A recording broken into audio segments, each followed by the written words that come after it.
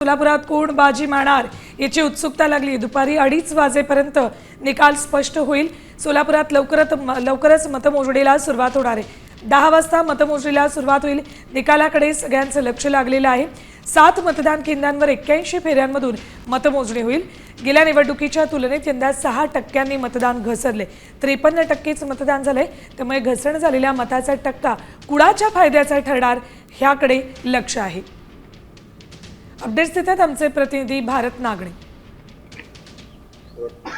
सोलापूर महानगरपालिकेच्या निवडणुकीची आज सकाळी 10 वाजल्यापासून मतमोजणीला सुरुवात होणार आहे आणि मतमोजणीची सगळी तयारी आता प्रशासनाकडून पूर्ण करण्यात आलेली आहे। सकाळी 10 वाजल्यापासून मतमोजणीला सुरुवात होणार आहे आणि पहिल्यांदा मतमोजणी ही पोस्टल मतपत्रिकांची मोजणी केली जाणार आहे। त्यानंतर ईव्हीएम ची मतमोजणी केली जाणार आहे। सोलापूर शहरामध्ये एकूण 7 मतमोजणी केंद्र आहेत आणि प्रत्येक मतमोजणी केंद्रावरती 4 फेऱ्या होणार आहेत। अशा 28 फेऱ्यांमध्ये ही सगळी मतमोजणी आज होणार आहे। दुपारी 2 ते 2:30 वाजेपर्यंत शेवटचे निकाल हाती येतील अशी निवडणूक अधिकाऱ्याकडून आपल्याला माहिती आहे। आपण बघतो की खरं तर हे सिंहगड कॉलेजवरती ही मतमोजणी केंद्र आहे। या ठिकाणी 4 प्रभागाची मतमोजणी होणार आहे। त्या दृष्टीने पोलीस असेल, निवडणुकाच्या अधिकाऱ्यांनी सगळी तयारी पूर्ण केलेली आहे। एकूणच आजच्या निकालामध्ये कोण बाजी मारतंय याकडे आता लक्ष लागलंय।